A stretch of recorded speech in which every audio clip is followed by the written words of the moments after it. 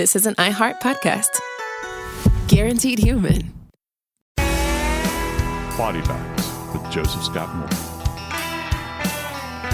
I'm of the opinion that there is no such thing as a God-forsaken town. I don't believe in that. I don't think God forsakes places. People act on places and they create a culture many times. Sometimes, though, the environment will create a culture. And it's kind of like being over in London. If you're walking around in London and you're complaining about it raining, they'll say, well, it's not bad weather, it's poor clothing choices. And I think that can be said. That's a through line, fancy Hollywood term there. That's a through line that you hear many times in life. And listen, for every town that has something bad, there is something good.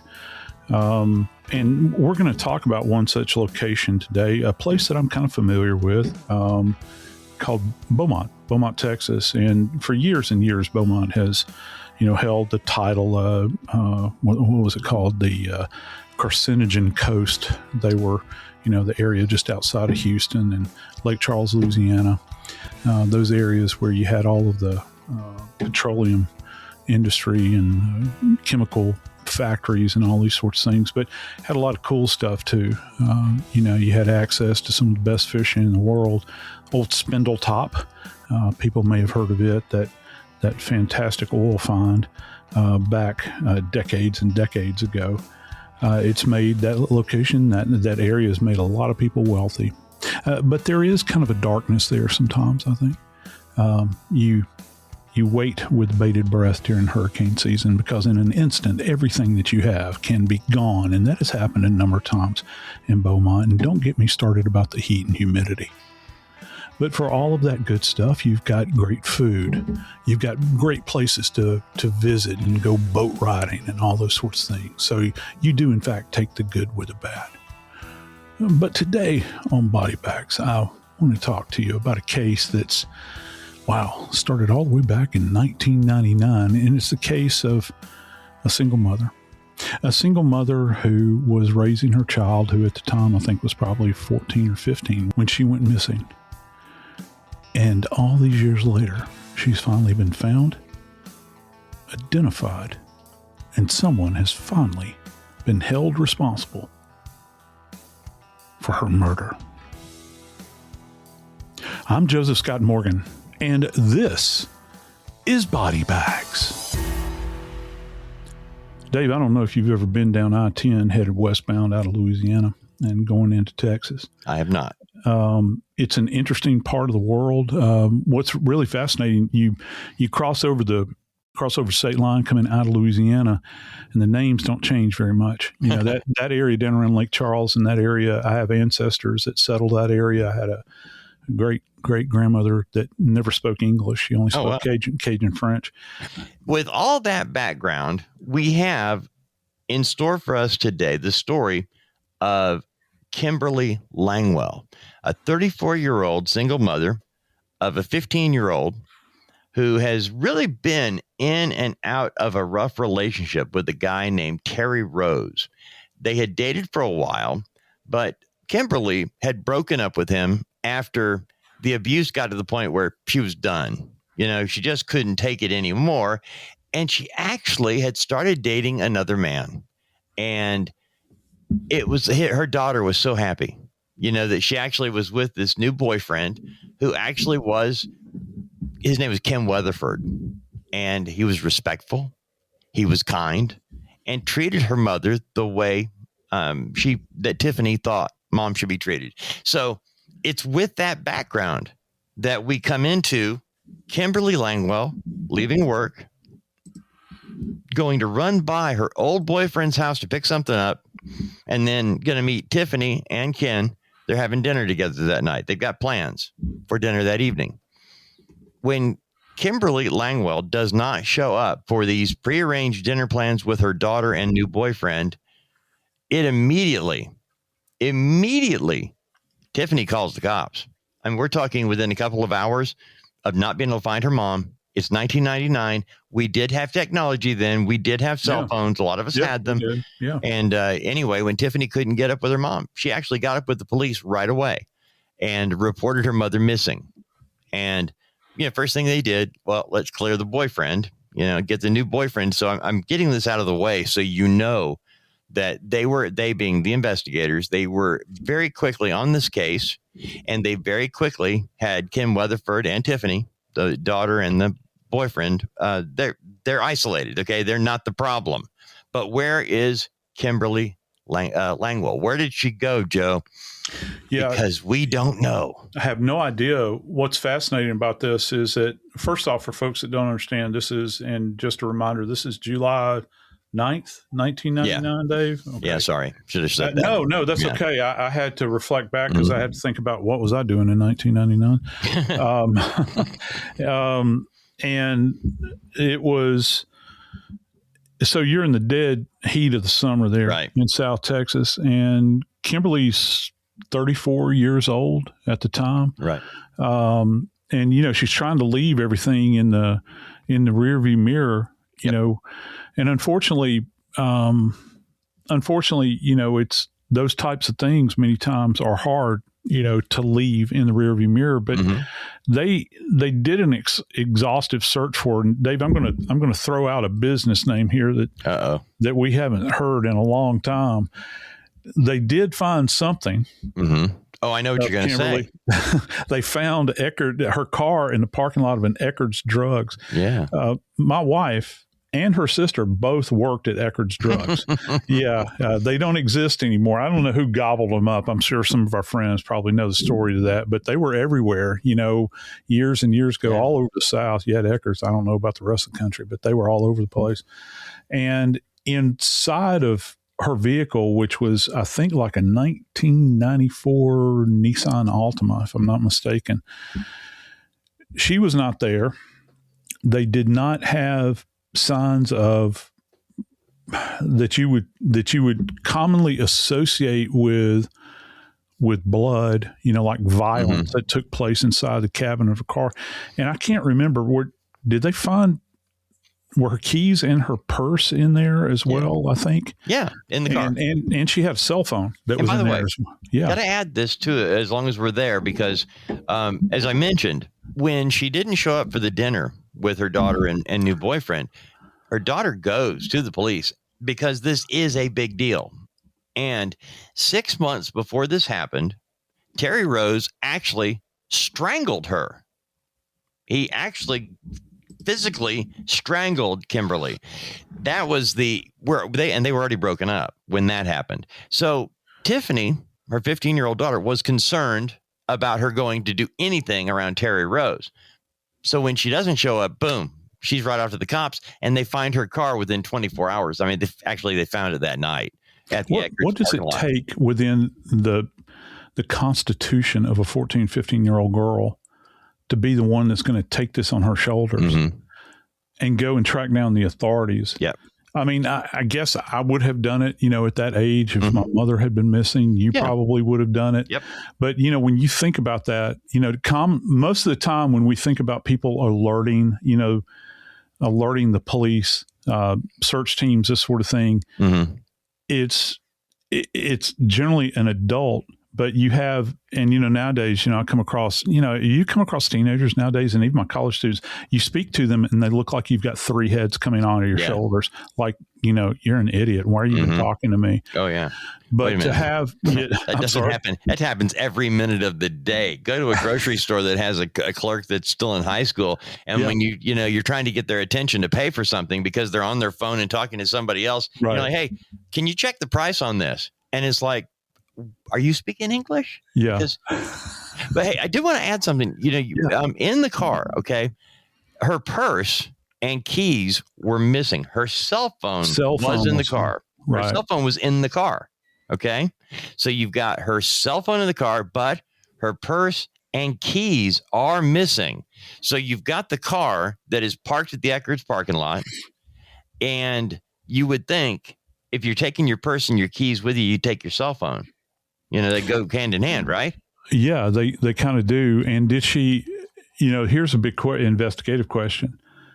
Well, in order to get the car there, it's not like nowadays, those keys, those cars back then were not electronically keyed. These were keys you had to place into the ignition. I'm talking about using an ignition as if it's something from the olden days, but taking a key and inserting it into an ignition and turning it, and they're both gone. Nowadays, I know people will just, they'll have their keys in their purse or in their pocket or whatever, and you just press the button in the car turns over, and you can just exit the vehicle and your keys go with you. But back then, it wasn't like she would have left them in the ignition. So the keys had to be removed from the ignition and either gathered with the purse or dropped into the purse. Here's the question, though. Why was her cell phone still in there? Right. Why did that occur? And granted, we had technology back then, Dave, but it wasn't the tracking wasn't as sophisticated back then as it is now. Wouldn't even approach it, to what we have nowadays. I'm amazed how much has changed in the last 10 years. Yeah. Just in the last 10 years of where we were in 2015 versus where we are today, Yeah. And now you're talking, 25 years ago. And it was, again, not the dark ages or anything by that, but still her cell phone was left in the vehicle. Her purse and keys are gone. So to those looking at it, the investigators said it suggested to them that there was a struggle, an abduction even, but nothing was obviously broken and there was no sign of blood. So in their mind's eye, her purse and keys going, but her phone staying behind indicated something to law enforcement. Yeah. And, unlike today as well, I think that the police would be so compelled, just from a professional standpoint, if you had a vehicle with a known owner that is missing, the entirety of the interior of that car would have been swabbed, Dave. It would have been swabbed for those things that we can't see. You look back then, you look around for signs of struggle, you look for blood deposition. But, at the molecular level, there was no way we could have even begun back then to think that we could swab for perhaps touch DNA. The answers to Kimberly's location would have to rely on something else. And again, that wouldn't happen for years and years to come.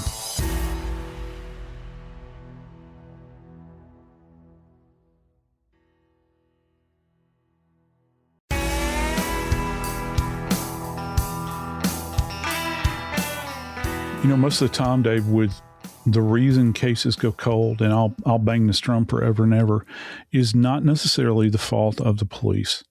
It's just not. It's the reality of you don't develop new leads and you have more cases that are piling on and on and on and on. And sooner or later, that little light that was kind of flashing, over this case that is unsolved is diminished, it's dimmed, however you want to say it.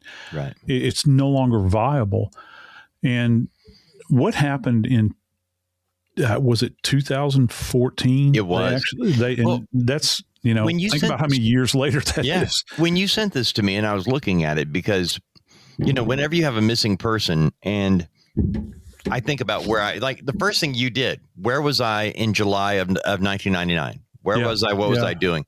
And if you remember, it was Y2K. We were all preparing for Y2K because the world was going to stop at Y2K. You needed to buy a generator and your dried food and all that. That's what we were stockpiling back then, if you remember. Right. Oh, yeah. I remember it very well. A lot of weird stuff going on. But 15 years go by and there's no sign of her. Her once 15-year-old teenage daughter, Tiffani, is now an adult. She's a 30-year-old adult and does not know what happened to her mother. And because it happened so fast, gone in the blink of an eye, there was little that could be done, Joe. After they did the basic, look around, they didn't have anything.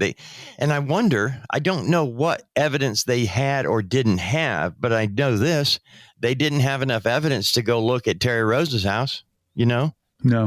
Even though that was the last known location she was going to be, even though they knew that there had been violence in that relationship previously, they could not develop enough evidence to take it in front of a judge and say, we need to go search this guy's house. Yeah, that's a fascinating point, Dave. I really wonder how hard they pressed him. Yeah. At that moment in time.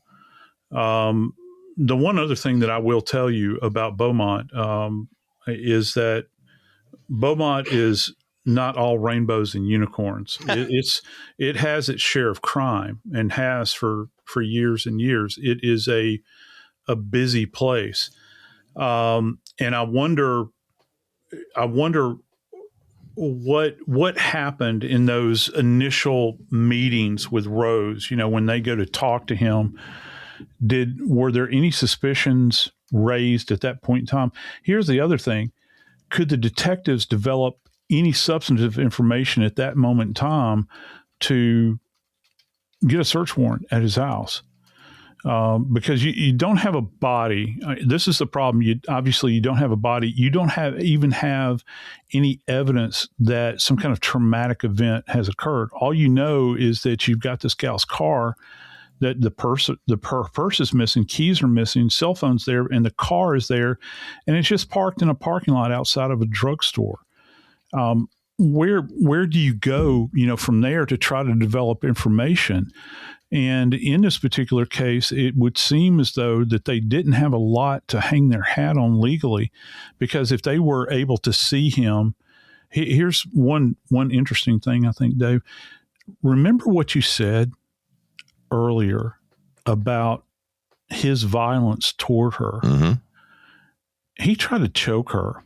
Mm-hmm. And one thing, and please understand me, hear me right, I'm not trying to Monday morning quarterback the cops. I'm just wondering if that's the modality that he had chosen earlier and they had awareness of that. I wonder how well they looked at his hands. I wonder how well they looked at his face or his neck to see if there were any scratch marks, if there was any bruising, anything left behind on him.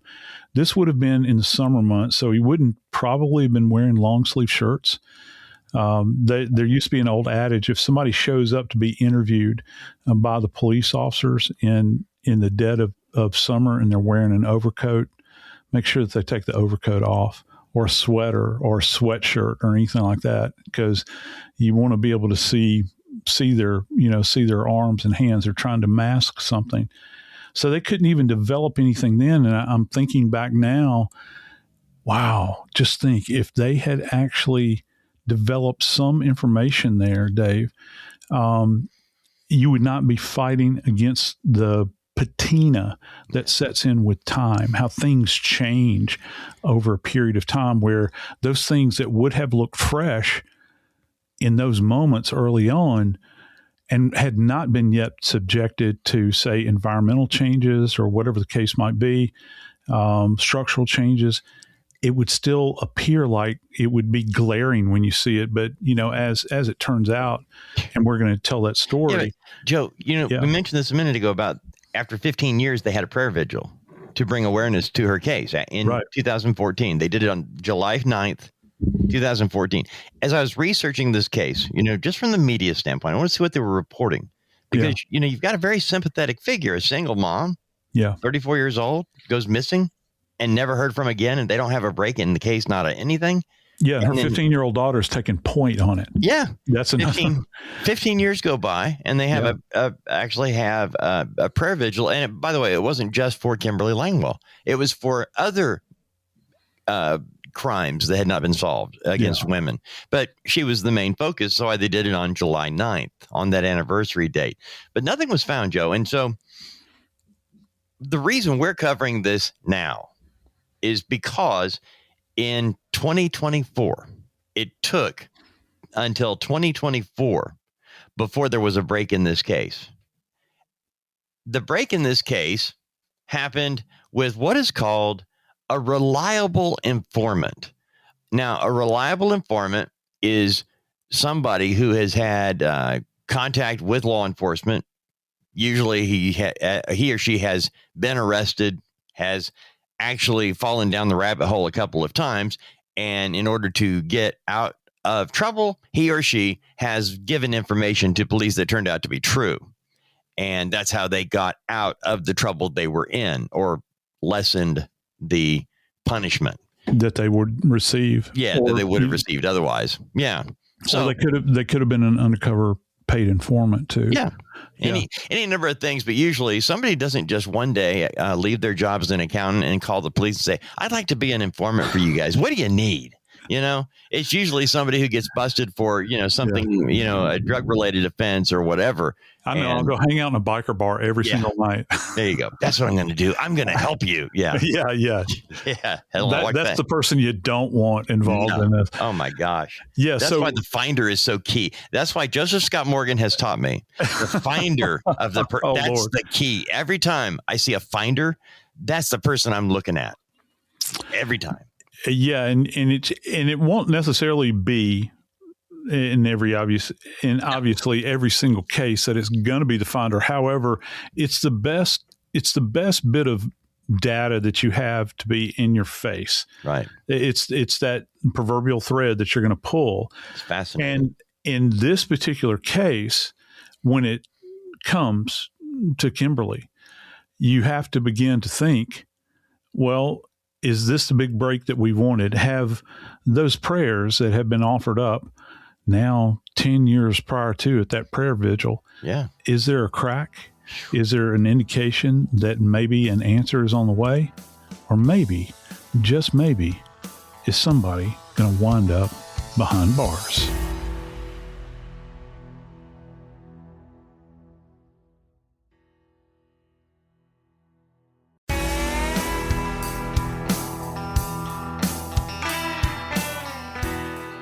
I hate tight spaces, Dave. I hate working in them. As a matter of fact, I think that it goes back to, I know that it does, back to the stuff I've dealt with mentally and emotionally and all that sort of stuff from years and years ago. It's that residue that kind of hangs on me. Did you know that I cannot, and I know I've mentioned it before, but if my son or my wife comes into the bathroom and they stand between me and the door, and my skin starts to crawl. I can't take it. I have to get out of the room. I try to tamp it down, but it's just one of those things where I can't stand being hemmed in at all. Wow. Okay. Now here's my question for you. I actually made a note to ask you this. Okay. Yeah. All right. We've gone all this time. Yeah. It's April 2024. Kimberly went missing July of 1999. Yeah. There's been nothing. There has been nothing, zilch, nada. She just vanished. And all of a sudden, this reliable informant tells police that Langwell's ex-boyfriend, Terry Rose, admitted that she was murdered inside his home the same day she went missing and was buried on the property. Yeah. Now, based on the informant information, Joseph Scott Morgan, detectives obtained an evidentiary search warrant for Rose's residence and properties. Yep. When they get out there on the property, you're talking about somebody who has been dead for 25 years. What are you really looking for? And if they're buried on the property, what are you looking for after 25 years? Well, it's hard to find anything after that period of time because the topography out there if you're talking about a dirt space, in a yard, just think about your own yard.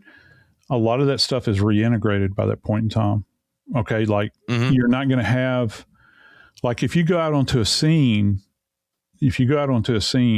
that's a fresh burial, right, you'll see vegetation that's disrupted. As a matter of fact, you'll see when perpetrators bury bodies, you will find entire bits of plants that are inverted and the roots are sticking up out of the ground. Yeah. And the green leafy stuff is down. Okay. Right. And it's so glaring, if you go out there with a suspicion that somebody's buried, it stands out. But Dave, they searched the property and didn't find anything. And what was fascinating about this case is that, they searched outside of the home and called no joy. There was nothing out there. However, and this is what I was getting to a minute ago about being in closed space. Right. It turns out that ground penetrating radar had revealed that beneath the floor of the home, which sounds like a crawl space, there was a big area where there was no metal support. There was nothing beneath the floorboards. But as it shot down, you could see that there was like an almost 5x3 space that was hollowed out in the ground beneath Rose's bedroom.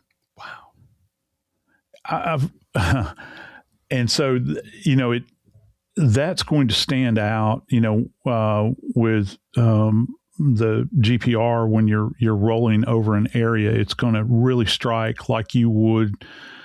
It's one of those things that people are really attuned to. They use these a lot in forensic anthropology programs to train the students. As a matter of fact, we're trying to get our hands on one at Jack State to help our students, understand how one works. It's so glaring to people that utilize these things all the time. They can read the topography and they can read the readout on the screen as it begins to paint this picture. And they used to do these big, big printouts, that you would go back and look over. I'm sure a lot of stuff is more in real time now than it used to be. But you'll see these changes in the soil that you have, how if there's a depression there, sometimes depending upon if there's not a lot of interference, you can actually make out the outline, Dave, of human remains. Like you can appreciate a skull. I've often compared it to, do you remember going to see an ultrasound of a child where the technician is sitting there and they're saying, yeah, see right here. And I'm thinking, what? Yeah. I don't see it. It's kind of like going to an autopsy. People that aren't used to being in that environment, when you open up, the chest and the abdomen, you're looking, and I see it, and it'll be so glaring to me, but people are like, what are you looking at? Everything looks the same to me. Yeah. And it takes time to read it. I think that translates to a lot of areas in our life. Mm-hmm. But when they saw this, Dave, beneath his bedroom floor, and that's something I want to get to, and they began to examine the floor, you could see apparently where a huge area of the floor had actually been cut away. Wow. And had been replaced in this area. And when the authorities got out there and began to dig about, they actually found blanketed remains that were stuffed down in this hole. Now, I've got my questions here because I'm always fascinated by individuals that are perpetrators that will kill someone and then hang on to the remains. Mm-hmm. And I've always felt, I don't know how you feel about this. I'd love to hear your opinion, but I've always felt as though that it's a control issue relative to access and opportunity. Who's going to have access? If you have possession over the body, okay, no one else is going to have access to it. However, if they get a search warrant and come to your house, you're really rolling the dice, don't you think? We had this discussion in a current case with D4VD and Celeste Burke out in California because of her body being found in a car that registered to him that was parked outside his house and had been moved. But it was always right there along the street. And we talked about it then. Why would you keep this so close to home? Well, we have a number of cases like that. And in this particular case, here's my quag, Joe. The guy buries her under his house, under his bedroom. And my only thinking is, okay, you've done the deed. Nobody saw you do it because it happened inside your home. And unless they come looking inside your home, they're not going to find it. They're not going to find her. And as long as he is in that home, nobody else is going to have access to this spot.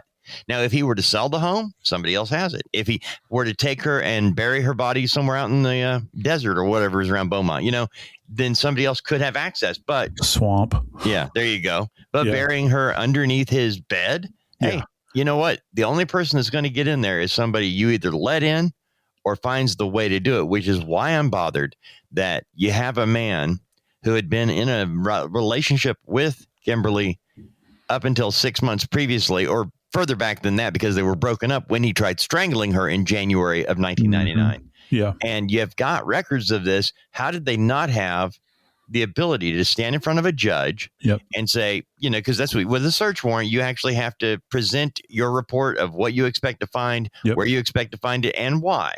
And a judge looks at it. And again, this is constitutional, friends. The police can't just come to my house and say, we hate Dave Mack. We're going to find our ways and get in his house and look for something. They can't go on a fishing expedition. No, they can't. And you have to, and one other thing people don't realize is that you have to state what you're looking for. And you also have to state where you're going to be looking for these items. And I love the fact that you mentioned the term fishing expedition. Mm-hmm. I find it's kind of fascinating to me. I really wonder if when they started searching the home, if like a bolt, the cops looked at the floor and they're like, what the hell is this? Why does this look like this?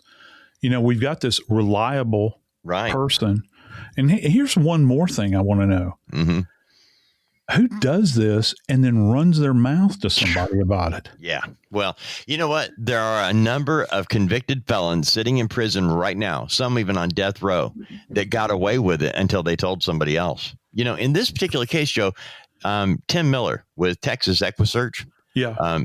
Tim, he was actually using the sonar, the side scan sonar and everything else they use for that. Yeah. Or the ground penetrating sonar. Right. Yeah. And we've been on air with him before. Oh, many times. With Nancy. Yeah. Many, many times. I loved him. He's a nice man. But anyway, I read some of his comments about this, and it was fascinating to me that early reports, because the press was all over this when it came out that they were digging. They were out at the house. The first report was that a body was found under the driveway in the front yard. And that's what the press had and ran with. Oh, look, there's a picture. I saw it. There's a picture of the ERT, the FBI ERT out there. Yeah. And they busted up the concrete and there's like chunks of concrete laying all over the place. Yeah. Man, what a disappointment that must be. But think about it. If that's what your reliable, in air quotes, person told you, that's where you would find the body. I mean, what? But did they find something out there? Was the body buried underneath the driveway and then moved? Good question. But God, that seems like a lot of trouble to have to go to, because you would have to encase it in concrete, cement, and then crack that open, take the body out, and then bring it in. Now, is it possible you could have wrapped the body? Because when they found her body, Dave, she was actually in a blanket, which is fascinating to me. Wow. Now, I know people think, well, Lord have mercy, after all these years, would there be anything left? Yeah. I was actually part of an excavation one time of a Confederate soldier, and the guy on his deathbed gave the confession that him and his buddies had found it. Had I tell you the story? Yeah, not on the air. Yeah, found this Confederate soldier's body in 1966 with a World War II surplus metal detector. They were right on the edge of the Chickamauga battlefield in Georgia, and he said, "I didn't want to die with this on my mind." And he said, "We found the remains, and they said there were strips of cloth left, a wool gray uniform. And they just picked it up and shook it." Yeah, I know. Well, if y'all could see Dave's face right now. Did they not know? I mean, did he say they didn't know it was a body? I mean, no, hell yeah, they knew it was a body. As a matter of fact, they collected metal buttons, a belt buckle. Okay. What else did they find? A cartridge box. They didn't find a weapon. They found like the equivalent of like a mess kit. There was a spoon. Wow.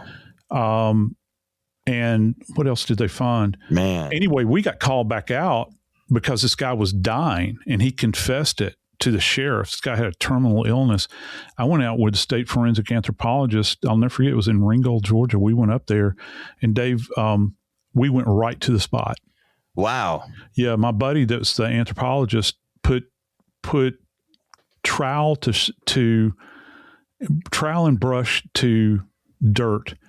And within like 3 scoops of earth and a couple of brushes, we found skull. Wow. And it had an oak tree growing, a tiny little oak tree growing up out of a bullet defect in the back of the skull. And he was young. He was only about 18. His teeth were perfect. Found one bit of clothing with him, and it was a whalebone underwear button. And that's all we found. Wow. And they had taken everything else. So, wow. And, that was a natural fiber that they didn't have synthetics then. So if you think about a blanket that you have around the house, yeah, you can have pure natural fiber blankets that are around, but let's face it, most of us don't. Most of us have these synthetic things that are around. And so you wrap a body in this, and synthetics are pretty resilient, man. They'll last for a protracted period of time. I would imagine that even in this state, there's a chance that you could still make out patterns and colors, maybe colors, I don't know, but maybe patterns that are left behind. If you found a tag, it would probably be pretty well worn. It all depends on how cocooned it was. Now, if you're talking about they said 3x5. Now, they didn't give us a cubic dimension here. They just said 3x5. It doesn't give us an indication if the hollowed out space, with the depth of the space, is it 5 feet long, 3 feet wide? What's the depth that you're talking about? How protected would it have been, at that point in time? And, in Beaumont, dude, let me tell you something. Can you imagine how many times the surrounding area has flooded? Just living in New Orleans and South Louisiana, a good portion of my adult life, you could have a storm that would roll in, man, and it'd be bone dry outside. Storm comes in, and all of a sudden you're standing in 2 feet of water. It's happened that quickly. I've had my home flooded where I woke up, passed out on the sofa from working all night, woke up to the sound of a lapping in my living room. Wow. Where the water was right adjacent to my face. So that's another fascinating piece to this. What was contained in the blanket? Well, apparently there was enough contained in there to determine that this was, in fact, Kimberly's remains. And once that confirmation had taken place, Dave, correct me if I'm wrong, but Rose rolled over on this thing. Yeah, but I say, yeah, but okay, he did, but they were a week away from trial. The reason we're covering this now is the trial was getting ready to happen when he finally, after 25 years, admits, to what has taken place. But even at sentencing, now the deal was a 40-year prison sentence, and he's 68 years old now. Okay. So you're in jail for the rest of your life. And when they were trying to get him to, you still have to allocate, you still have to say what happened, which is one of the problems that a lot of us have with Kohberger, with him not being forced to say what he did, how he did it. And I'm still mad about that. Yeah, and in this case, the judge, Raquel West, I was reading the transcript of what took place, and the question that they asked him, are you pleading guilty because you did what they charged you with? And he says, Terry Rose says, sort of. The judge says, no, we're not playing. Hold on. What do you not understand, Mr. Rose? Well, most of it, but that's okay.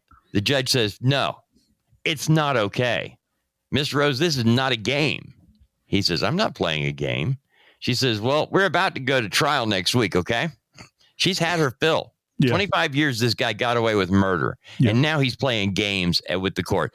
But ultimately, he admitted it, that he killed her the night that she came by. I mean, she wasn't ever missing. She was. She always went to Terry's house and to Terry Rose's home, and he killed her that night. Yep. And so that's the thing about it. And that did come out, and that was bone chilling in that sense that night that 15-year-old daughter, Tiffani, she was looking for her mama. She wanted to make contact with her, this new man that she had in her life. I can only imagine. I would not presume to put myself in her shoes, but probably after having seen what mom had gone through with Rose, thinking that maybe, just maybe, there was an outside chance that mama would come back walking through the door.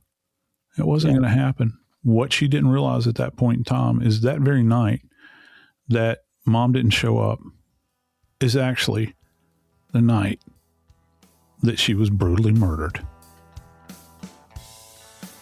I'm Joseph Scott Morgan, and this is Body Bags.